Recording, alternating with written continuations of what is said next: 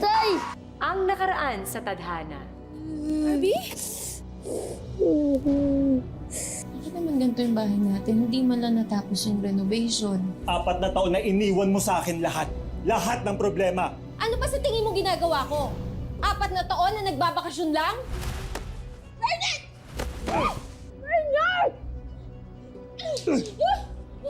Tay! Sakit na. Pumasok ka doon sa loob. Dito ka! Pumasok ka doon sa loob! Nay! Pasok! Tay! Wag! Maawa ka, Bernard! Huwag naman yan! Huwag! Why? Ikaw ba? Bernard! Bernard! Ano ba? Tabi! Bernard!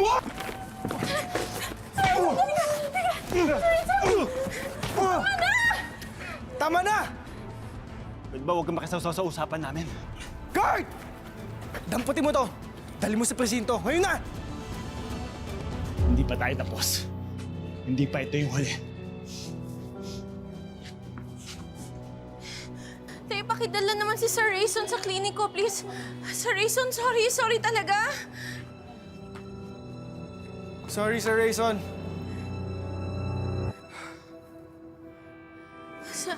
Earl, sorry, pasensya ka na. Baka mamaya hindi na bumalik. Baka mamaya mag-back out si Sir Rayson. Huwag mo isipin yun.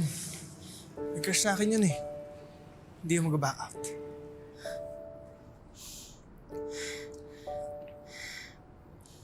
Apple, asawa mo ba yung kanina?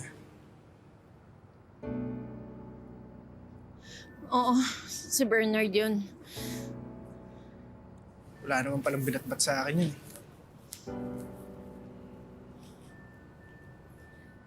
Pero Earl, salamat ah. Salamat talaga.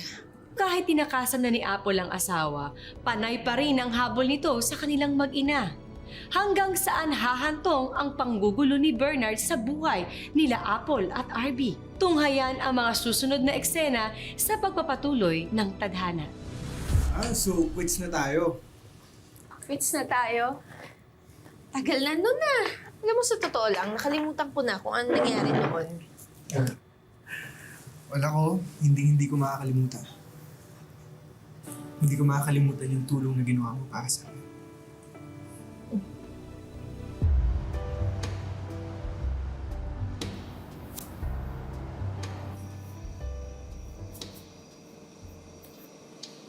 Ate Tiny. Earl, condolence ha. Alam ko naman kasi kung gaano kayo ka-close ng mama mo. Isipin mo na lang, at least kahit paano hindi na siya mahirapan, di ba? Alam ko naman yun eh. At yun din naman yung iniisip ko. Pero, syempre masakit pa din, lalo na't malayo ako. Di ba?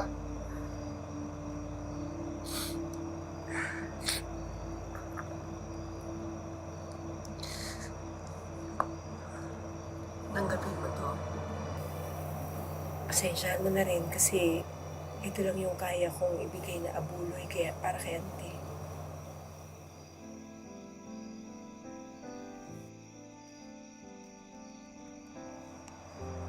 Salamat, Ate Tiny. Napakalaking bagay ko na to. So, paano? Mauna na muna ako, susunduin ko pa yung mga alaga ko. At ano mang plano mo, Earl? Sabihin mo lang sa akin, ha? Si Tiny, mag-iingat ka, ha? Ayun rin. Salamat po ulit.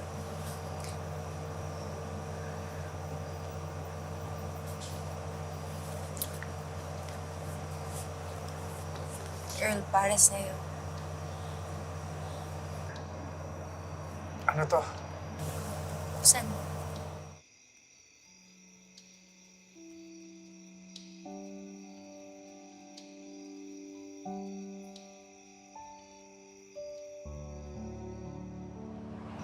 Bakit?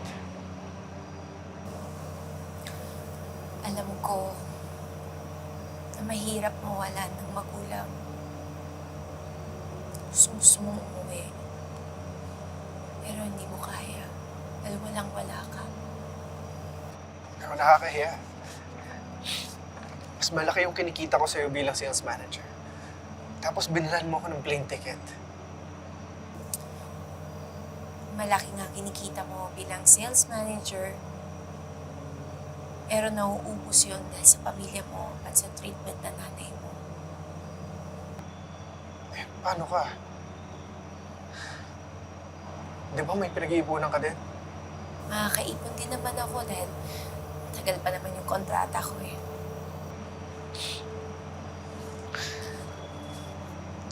Ibabalik ko to sa'yo. Pangako.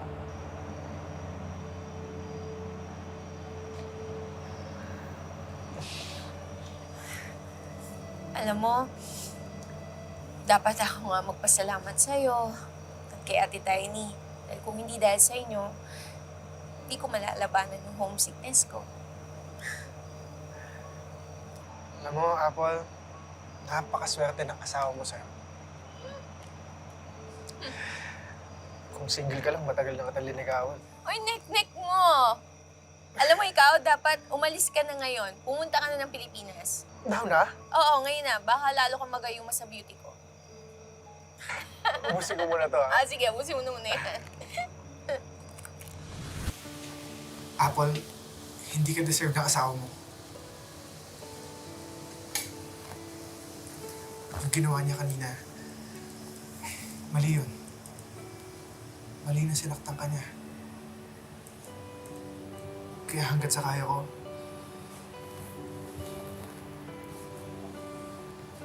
I will protect you.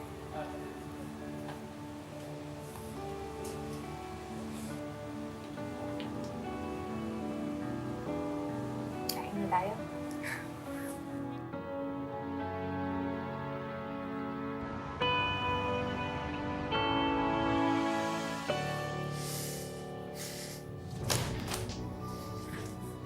Hindi mo dapat dinadala sa work yung marital problems mo. Dapat yung iniiwan mo sa bahay. At ikaw, Earl, di ba ikaw nagdala sa kanya dito? So dapat, alam mo na hindi pwedeng ganito dito. Hindi ka dapat nagdadala ng may mga bagahe. Boss, sorry po. Pasensya na po talaga. Boss, okay naman si Apple eh. Di naman niya kasalanan na siraulo talaga yung asawa niya. Oo. Pero hindi ikaw yung knight in shining armor na tagapagligtas niya. Earl, Reason is a big account.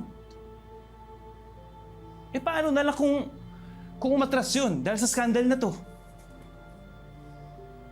Naiintindihan ba yung mga mawawala sa atin? Boss, I am so sorry po. You should get fired. Then I'll transfer this account to Hazel. Boss, huwag naman po. Kailangan ko po ng trabaho. You should get fired. Then I'll transfer this account to Hazel. Boss, huwag naman po. Kailangan ko po ng trabaho. Boss, at isa pa, ako ang nagpasok sa Rayson account. So unfair if ililipat mo lang to bigla kay Hazel. I said I should. But I won't.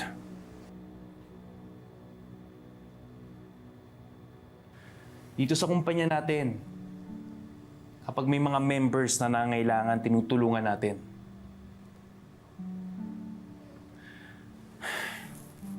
Kaya ayusin niyo to. And please make sure this won't happen again. Clear? Yes po, boss. Salamat po. Wow naman, ang galing naman ng anak ko. Perfect ka na naman! Siyempre, Nay. The best magturo ka, Nay. Talaga? Binola mo pa ako. Payakap na payakap mo. Ang galing talaga nitong anak ko eh. Galing-galing eh. Nay, Hmm. dumaan na naman sa school namin kanina si tatay. Ano? Tinatanong naman ako nila Emma at Lester, bakit di natin kasama si tatay? Anong sinabi mo? Sabi ko na bad siya. Pero Nay, namimiss ko na siya. Sana magbago na si tatay para makasama natin siya ulit. Alam mo anak, tapos ka naman na, di ba? Siguro, mabuti pa umakyat ka na. Tapos, maglaro ka na lang doon. Pagkatapos mo maglaro, maligo ka na. Okay?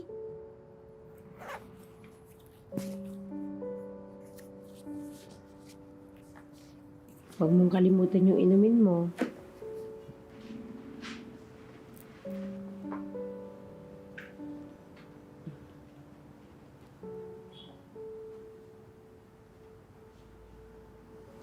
Yan din nga talaga ang sasabihin ko sa iyo, Apple.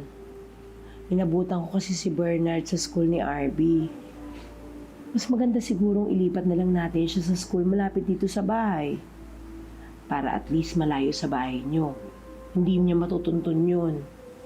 Pagkatapos, ayusan mo na rin yung pag-ihiwalay niyo ni Bernard. Ate Tiny, hindi naman ganun kadali yun eh. Siyempre, siya pa rin yung ama eh. Tsaka narinig mo naman yung sinabi niya kanina, di ba? Minsan kasi, you just have to be realistic. Lalo na, destructive na yung isang tao sa relasyon.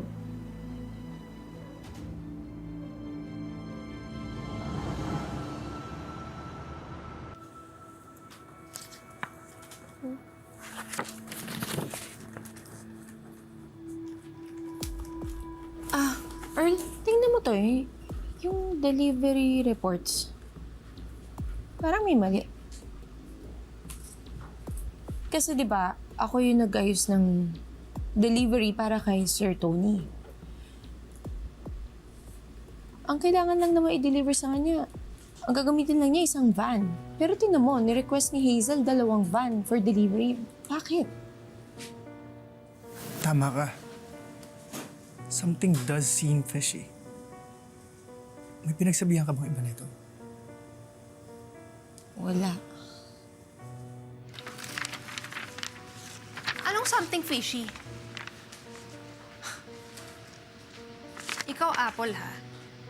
Baka naman mamaya, sinisiraan mo ko. I do not appreciate you spreading rumors about me. Bakit, Hazel? Does it strike a nerve? Earl, huwag akong sisihin mo kung bakit nawala sa'yo yung account ni Sir Tony.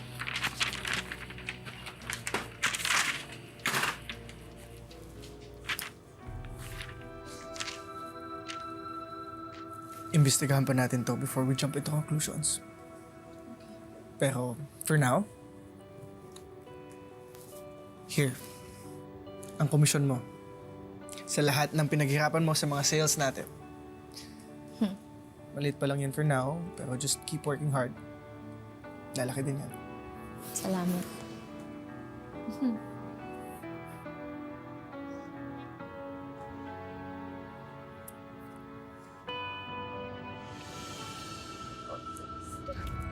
Arby! Arby! Anak! Arby, di ba papa mo ulit yun? Oo nga. Sasama ka pa ba sa kanya? Hindi pwede. Nakagalit si nanay. Oo nga. Naalala ko siya last time. Nakakatakot. Pero nakakaawa. Halika na! Dang, kakamustahin ko lang si papa.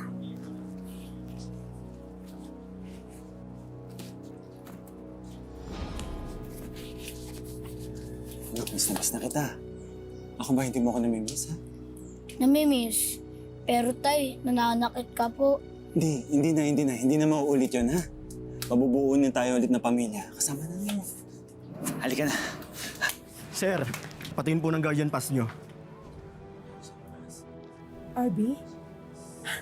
Sir, walang guardian pass yan dahil ako ang guardian ng bata. Sir, ako yung tatay, di ba? Sa akin dapat sumasama yung bata. Sana naisip mo yan bago mo saktan ng anak mo at asawa mo. Abusado ka! Halika na. Sir, tama na po yan, sir. Sir! Bitawan mo ako! Bitawan mo ako, sabi! Sasaktan na po siya tayo. Sir, tama na po! Tita tayo Sir! Tay! Tay! Akala mo natatakot ako sa'yo, ha? Akala mo lang yun! Halika! Arby! Arby, anak! Arby! Sir, mali po yung ginagawa nyo. Arby! Ang ganda po pala ng office ni nanay, no?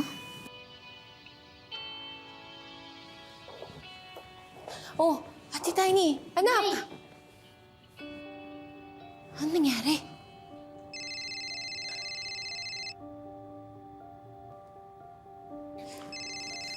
Ang kulit talaga nito. Nay, dapat nakita niyo si Tita Tiny. Galing niya. Nakakaloka. Akala ata niya hindi ako palaban. Di ba? Salamat, Ate Tiny, ha. Pasensya ka na sa abala. Ako, Apple. Basta pag-isipan mo yung sinasabi ko sa'yo, ha? Para din yan sa anak mo.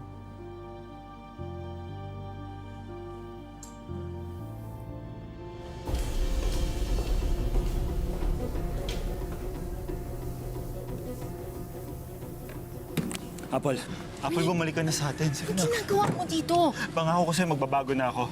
Bernard, umuwi ka na. Apple, mahal na mahal kita. Tumigil ka, Bernard! Matatanggal ako sa trabaho! Teka lang, Jay, ha? Ginagawa mo, matatanggal ako sa trabaho! Naiintindihan mo? Hindi ako titigil. Wait, tama na! Ano ginagawa mo, ha? Nasaktan si Apple, oh!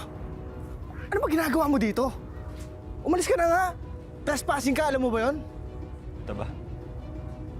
Ito ba yung kabit mo, ha? Ito ba yung pinalit mo sa akin? Tumigil ka nga! Tumigil ka nga! Walang hiya ka! Pagbibintangan mo pa ako may kabit? Umalis ka na nga! Umalis ka na bago pa kami tumawag ng polis.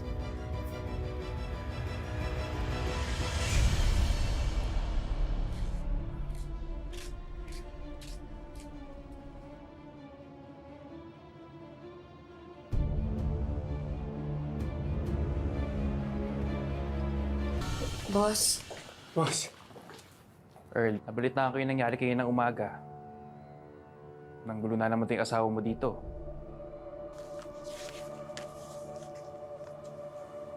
boss, sorry po. I can't have that happening all the time. Boss, please, huwag niyo naman ako tanggalin sa trabaho. Kailangan ko po ito eh. Exactly. As I was saying, bilang head nyo dito, hindi ako papayag na parating ganito. Kaya nag-file na ako ng restraining order against sa asawa mo. Nang sa ganun, hindi na siya makalapit sa'yo at saka manggulo dito sa office. And if kailangan mo ng advice from a lawyer, andyan yung legal team natin. Somebody will get in touch. Naku, salamat po, boss. Salamat po. I can't have my top-performing agent na nagugulo while working. And by the way, I saw the sales report. Good job. Naku, dahil po kay Earl yun. Ay, kay Sir Earl po yun. O siya, mauna na ako ha. May meeting pa ako. Thank you, boss.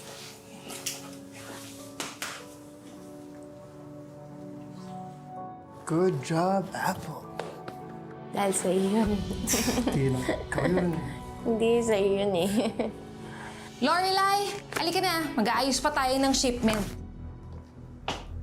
Sa susunod na may maglandian dito sa office, i-report ko sa HR. Alam mo, Earl, kailangan masundan to si Hazel ngayon. Kasi ngayon yung dispatch ng mga orders niya para makita natin kung ano ba talaga yung ginagawa niya. Ako, meron ba akong meeting na pupuntahan? And I really need to close this deal. Ako na bahala. Leave it to me. Are you sure? Yeah. Sundan ko na. Teka.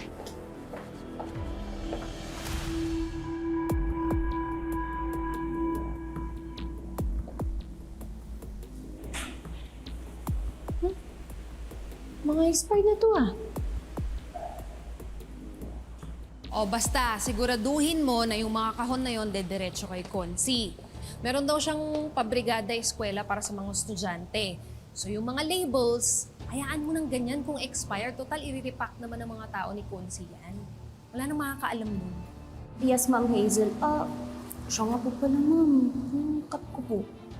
Eto naman, hindi pa nga nagbabayad si Konsi, cut mo na kaagad yung hinihingi mo. Ang laki-laki ng kickback ni Consi dyan, pero yung bayad magki-clear sa Lunes pa.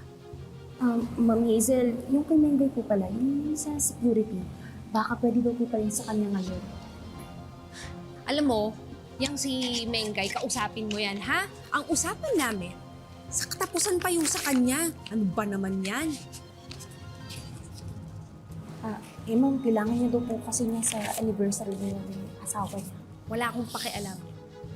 O sino pa? Baka naman pati yung mga driver manghingi. Sabihin mo sa kanila, bayad na ako. Sorry po, ma'am. Ebidensya.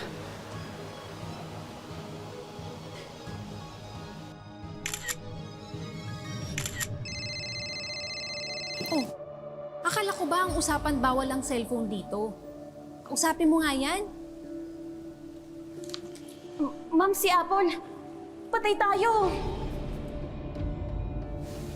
Anong patay tayo? Siya ang patay sa akin.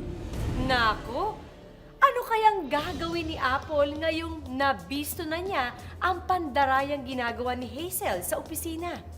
Tatahimik na lang ba siya at magbubulag-bulagan? O mas pipiliin niyang isumbong ito kahit na pwede siyang malagay sa peligro?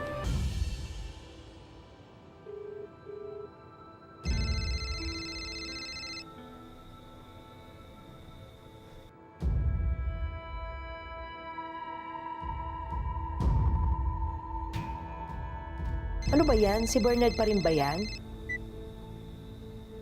Oh, Ate Tiny, ang kulit. Alam ba, Ate Tiny, kitang-kita ko yung pagnanakaw ni Hazel ng mga supplies dun sa stockroom. Yung mga expired, pinapalitan nila ng labels at expiration date. Tapos, ire-repack nila dun kay konsehal. Alam mo, hindi lang ako nakakuha ng video nung time na yun eh. Kasi tawag na tawag si Bernard. Ang kulit niya nun eh. Pero ngayon, alam ko na kung anong ginagawa nila at susubaybayan ko na talaga sila. Alam mo, Apple, mag-iingat ka. Alam mo namang may problema ka pa dyan kay Bernard. Baka mamaya, yung konsihal na yan na sinasabi pa ni Hazel, yan pa ang makabangga mo. Pero Ate Tiny, wala naman sa akin ng problema at malaki ang utang na loob ko sa kumpanyang ito. Nandun na nga tayo. Kaya lang parang naghahanap ka na naman ng kaaway. Ate Tiny, anong klaseng example ako sa anak ko kung hindi ako maninindigan sa tama? Diba?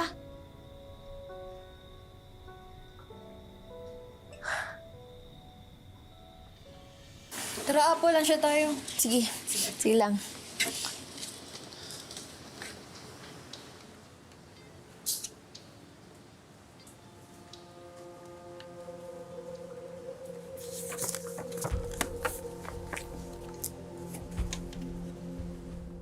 Nakita kita kagabi. Chill. I'm just here to talk.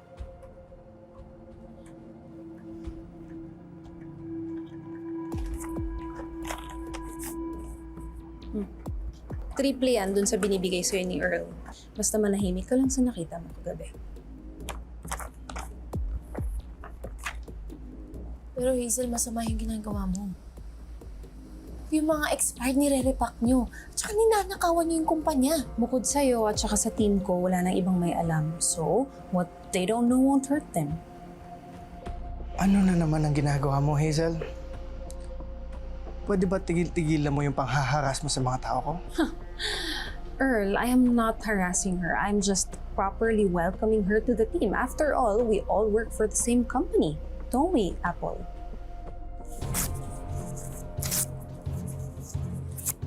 Hindi ko kaya manahimik kapag may nakikita akong mali.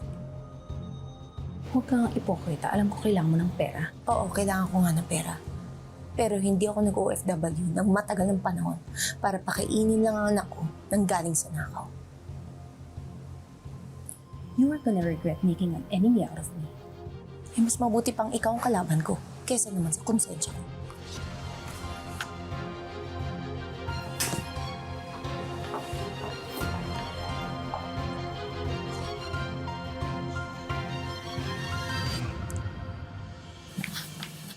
Ma'am? Ma'am, nandito na po yung ka-meeting nyo. Sakay ka na.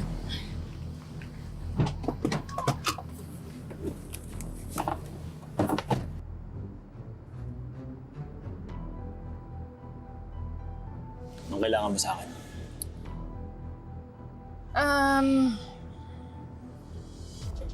I think we can help each other because we have a common interest. Bakit? Sino ka ba? Let's just say I'm someone who's willing to scratch your back if you will scratch mine. Okay, English eh. Hindi kita maintindihan. Ang dami mong paligoy-ligoy. Pwede ba diretsuhin mo na lang ako? Asawa mo si Apple, di ba? Gusto mo siyang bumalik sa buhay mo. At ako naman gusto ko siyang mawala.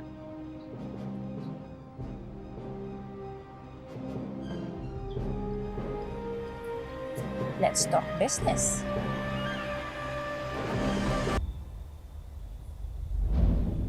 May isang shipment ng orders ang Team Hazel at sigurado ako na magpupuslit ulit sila ng mga supplies. Sigurado ka ba dyan? Oo, di ba kailangan natin ng hard evidence? Kailangan natin silang picturean at videoan para meron naman tayong maipakita kay Boss Jojo. Akala siguro nila hindi natin alam na tinitiktikan nila tayo. Pues, kumanda sila sa surprise natin sa kanila.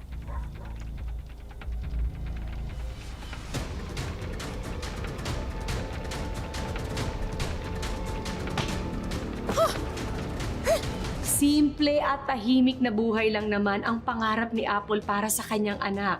Pero paano sila makakalayo sa malupit niyang asawa? Nako, kaya naman yan ang susundan nyo sa mga kapanapanabik na mga eksenang susunod ngayong Sabado dito lang sa Tadhana. Mga kapuso, ako po si Marian Rivera.